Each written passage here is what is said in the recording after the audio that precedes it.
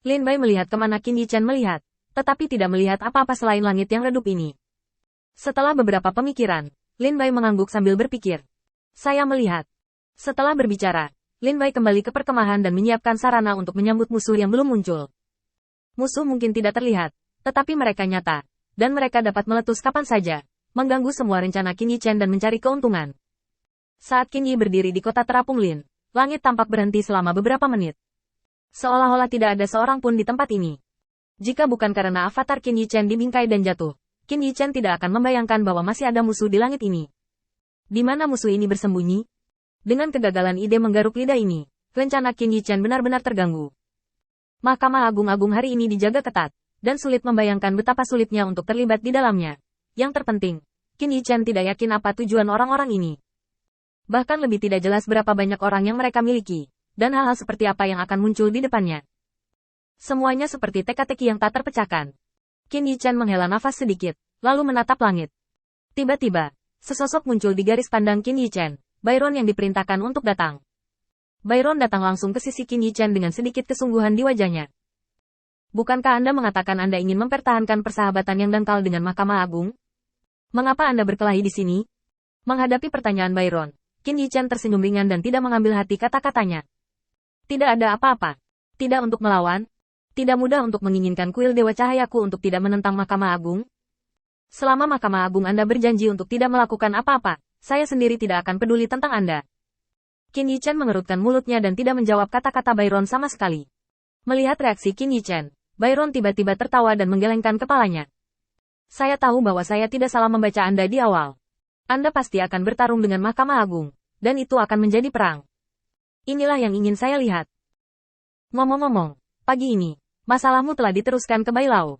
Tetapi mereka tampaknya tidak memiliki keterampilan untuk berurusan denganmu sekarang. Dan sepertinya ada sesuatu yang salah dengan Huo Tu Xingyu. Jangan khawatir, Huo Tu Xingyu dan Changlan Bidang Bintang tidak pada tingkat yang sama. Mereka tidak mungkin menyerah, dan mereka tidak akan menyerah. Tidak peduli berapa banyak sumber daya yang dihabiskan, mereka akan mempertahankan pengelolaan bidang bintang pembantaian api. Anda dapat yakin. Qin Yichen mengangguk, menunjukkan bahwa dia tahu tentang itu. Setelah itu, tidak ada tindakan lain.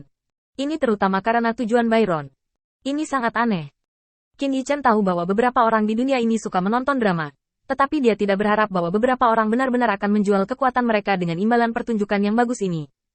Jelas, sirkuit otaknya tidak bisa lagi dipahami oleh sirkuit otak orang normal.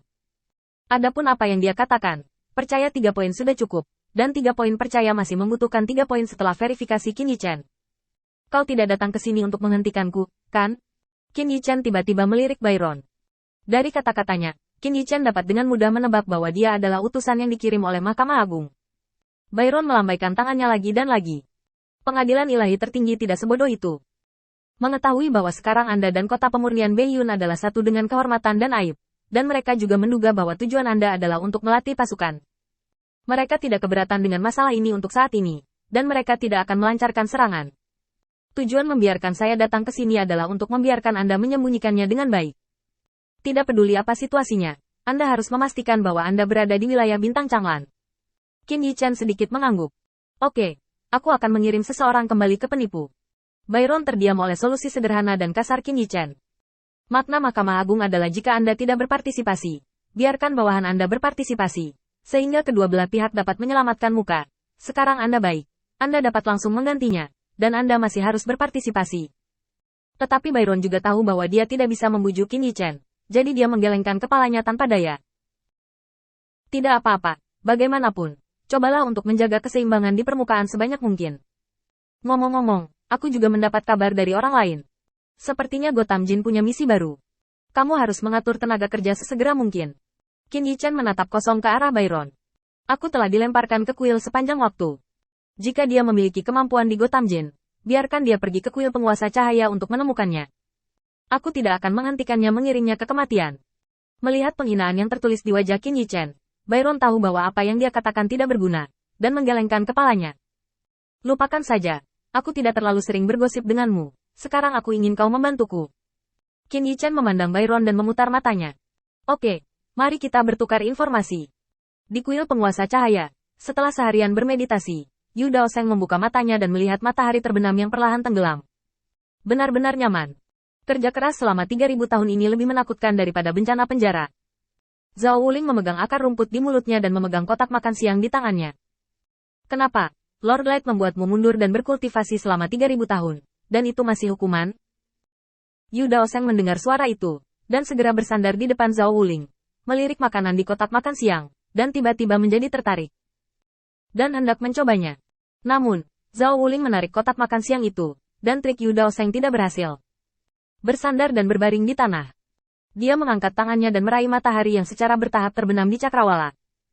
Kamu bilang, Lord Light dalam keadaan pikiran yang sama ketika dia menyaksikan matahari terbenam beberapa hari yang lalu. Semuanya, baik kesedihan maupun kegembiraan, hanya kedamaian. Zhao Wuling langsung mengangkat tinjunya dan menepuk dahi Yu Daoseng dengan ringan. Jangan terlalu memikirkan hal-hal sepele. Apa yang sedang dipikirkan Lord of Light? Bisakah kamu dan aku menebaknya? Berkultivasi dengan baik. Jangan berpikir terlalu banyak kekacauan. Aku ingin mengingatkanmu sekali. Kemarin, bawahanku melaporkan bahwa Gotham Jin telah berada di sekitar lingkungan ini beberapa kali. Jika dia melakukannya, diperkirakan akan terjadi dalam beberapa hari terakhir. Yu Daoseng menyeringai. Kalau begitu aku tidak takut lagi, atau aku akan memasukkannya malam ini. Omong-omong, aku benar-benar harus membunuh musuh ini untuk menghilangkan kebencianku.